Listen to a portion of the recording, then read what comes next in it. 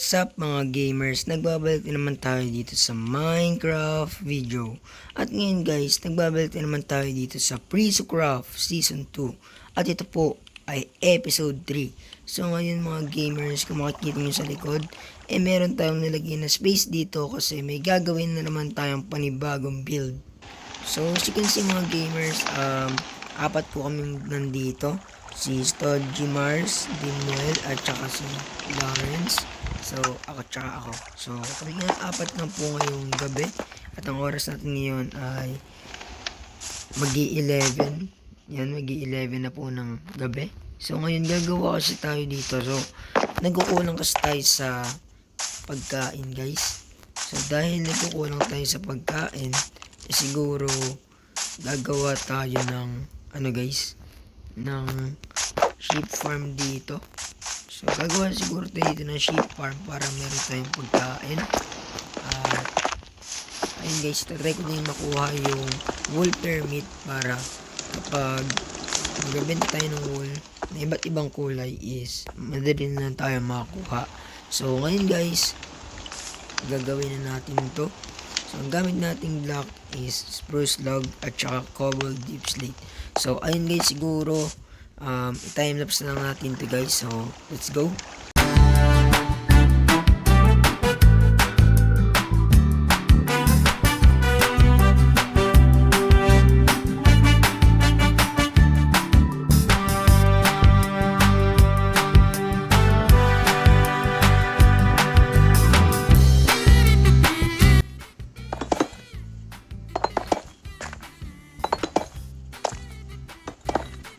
Bruh.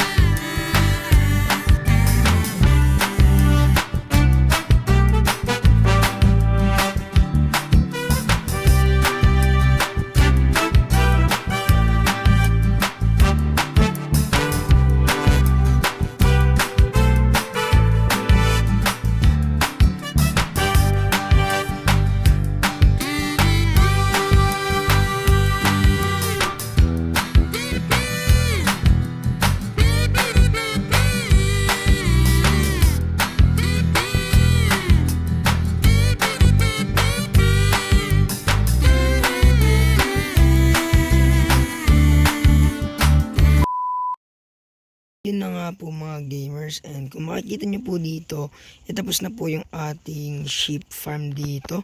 So ayun guys, and kanina po yung habang nagano ko gagawa ko nito, nagta-timelapse ako, biglang may nagchat sa akin guys, and ayun guys, may new member tayo dito at ang pangalan niya ay si Ant guys, si Anton. At ang pangalan niya sa Facebook is Anthony. So ayun guys, and yun, sa kanya nga yung last na permit na dalawa, yung potion and wool. So ayun, tinry kung makipag-trade sa kanya kanina guys, and ayun, nakipag-trade siya. So binigyan niya sa akin yung wool permit, at dahil binigyan niya sa akin yung wool permit, isa to na guys, nilagyan ko na ng wool at tinapos ko na siya guys. So kung makikita nyo dito, ganyan lang yung naisip kong build. Tapos dito sa may likod is ganito. So ganyan lang siya guys, yan, ganyan yung pagkagawa ko. So ayun, abangan nyo guys, marami pa tayong mga nakalagay sa list ko ng mga gagawin natin ditong builds dito sa base ko. So siguro mga next episode baka makita nyo itong base ko ay ganyan kalaki na, katulad TV1. So abangan nyo yan guys, marami pa tayong gagawing mga progress dito sa aking base. So ayun guys, no, and yun, abangan nyo guys, next episode din pala, gagawa tayo ng wool farm. And kung makikita nyo, meron tayong mga iba-ibang kulay dito. Meron tayo ditong dark gray, light gray, and white. So yan, meron tayo dyan. At dito may tao dito, hindi ko alam kung sino to, baka si GCMC to. So tignan natin. So tignan nyo pala yung episode 2 niya guys. And ang ganda ng bahay ng gawa niya. So ito siya guys, hindi naayos niya tong pathway niya dito sa papunta sa kanya. So ayun, and ano pala guys, 10 na kami ngayon na members dito sa Prisocraft, and sa positive, dito sa positive area, ano guys, ang nandito sa positive area is 6, and ang nasa negative area is 4. So bali 10 kami lahat guys. So dito sa positive area is andito si Dimwell, ako, si GCMC,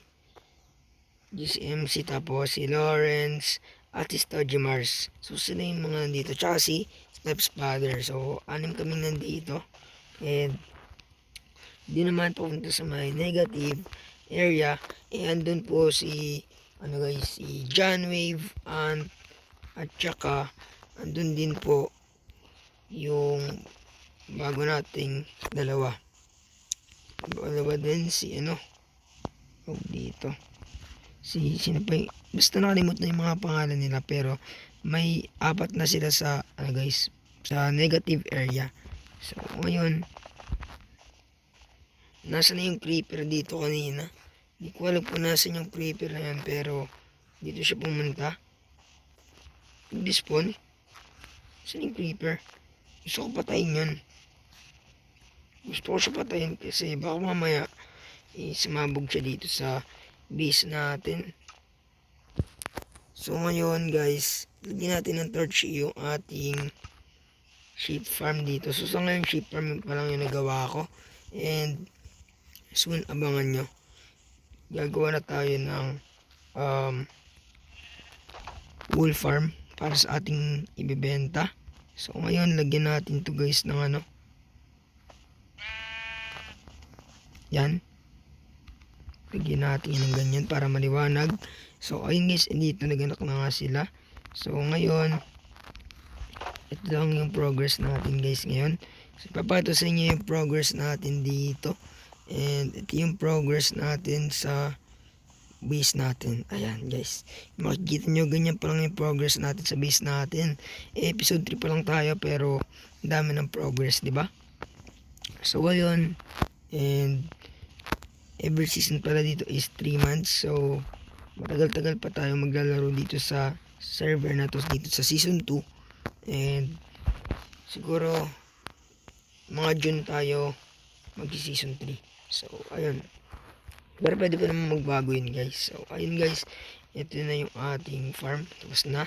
So ayun, So ngayon, itutur ko kayo sa, guys, may mga bahay na rin sa negative side. So itutur ko kayo ngayon sa negative side kasi may mga bahay na rin dito sa negative side, and nandito si John Wave. Ayan, John Wave base. So may pathway siya dito. So at yung pathway niya, guys. Yan. So ayun. Pathway ito, guys, papunta sa kanya. Yan. So didiretso lang natin to. And makikita natin dito yung spawn point mamaya. Spawn point, tapos pagkatapos noon, doon yung mga base nila. So doon namin sila pinagawa kasi masyado na kaming marami dito sa sa positive area. So dito ko sila pinagawa sa negative area. So tara, guys. So ayun, guys, yan papakita ko sa inyo. So ito yung pathway. So hindi ko pa alam kung saan dito yung base ni Aiden, tsaka base ni Ant, pati ni guys, ni nung isa pa. Hindi ko pa alam yung base dito ni Ant. Ayun, may creeper. Bawal ko dito sumabog. So hindi ko pa alam kung saan dito yung base ni Ant, Aiden, tsaka ni Prince. Hindi ko pa alam yung mga base nila dito.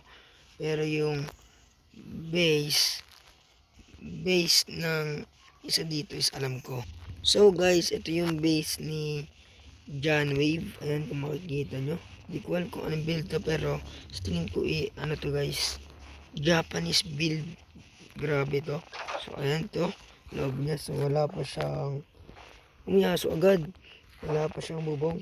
And yung ibang member, di ko alam saan dito yung bahay nila.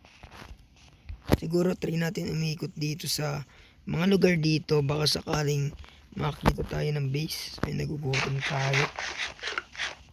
Baka sakaling makita tayo ng base dito, guys, pag inilibot natin to. So ngayon, tingin-tingin tayo dito sa negative area. So yun, wala pa yung iba dito, guys, wala pang base. Kasi nga, guys, inuna nila yung pagmimina. Yan. So dito, di ko alam saan yung mga base nila. Nandito na ako sa bundok.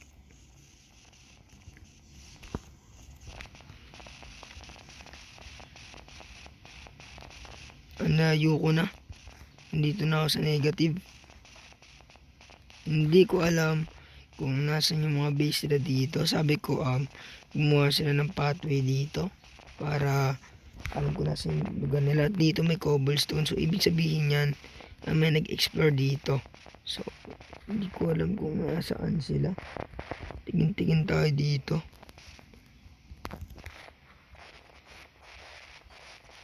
So ayun, guys, di ko alam kung nasaan yung ibang member. Pero ayan na lang bahay dito. Walang mga lugar. So ayun. Tingin-tingin lang tayo dito, baka may mga member dito. At andito yung spawn point. So ito yung spawn point natin, guys. So ayan. Ito yung spawn point natin nung una. So siguro balik na tayo sa bahay, guys, kasi wala naman dito yung ibang member ko. And di ko din alam kung nasan dito yung mga base nila. So ngayon, siguro balik na tayo sa base natin. And ito na yung ating border. So dito yung ating negative, tapos dito yung positive. So dito sa positive, guys, ang una nyo makikita ng bahay dito, kung dito kayo dadaan dito sa may part na to, is yung bahay ni Dimwell. Pero pag dumaan kayo sa kabila, dun sa may gitna, ayan po nyo mapupuntahan bahay is yung sa akin. So ito na nga yung bahay ni Dimwell, guys. Grabe itong bahay niyan, sobrang lalaki. So yan, mas malalaki pa sa bahay niya yung mga ginawa niya dito, mga farms at mga lugar. So dito, guys, hindi ko alam kung sino yung may base dito. Pero guys, ito yung base ni Dimwell. Ayan. So ito yung kanyang cow farm. Ayan. So dito, ito, guys, item sorter pala yan. So, ito yung kanyang bahay. Tapos, dito, pag pumasok ka dito, tapos, pag lumabas ka dito sa may, nabasa niyo dito sa gitna, eh, ang sunod mong makikitang bahay or base ay yung base ko. So, ito yung base ko. Ayan. Ang laki ng difference ng progress. Lugi kay Dimel guys, ang dami ng progress. Tapos tayo ganyan lang, di ba? Pero soon marami na rin to guys. Tapos, ito na yung pathway papunta dun sa negative. Ito yung papunta ng pathway sa negative. Tapos, ito yung pathway papunta kay CMC. At ito yung pathway papunta kay Stogie Mars tsaka kay Lawrence. So, ganyan lang guys. Yan yung kay Steps Father, di ko alam kung may pathway na ba siya. So, ayun lang. So, nilibot na natin yung ating world dito sa server natin. So, siguro guys, dito na lang nagtatapos yung video. So, ayun lang para sa araw na ito mga gamers. So, please like, share, and comment, and subscribe. And pakiclick din ng notification bell para lagi kayong updated sa mga videos ko. And sana subaybayan nyo lagi itong Prince of Craft Season 2. So, ayun lang mga gamers. Paalam!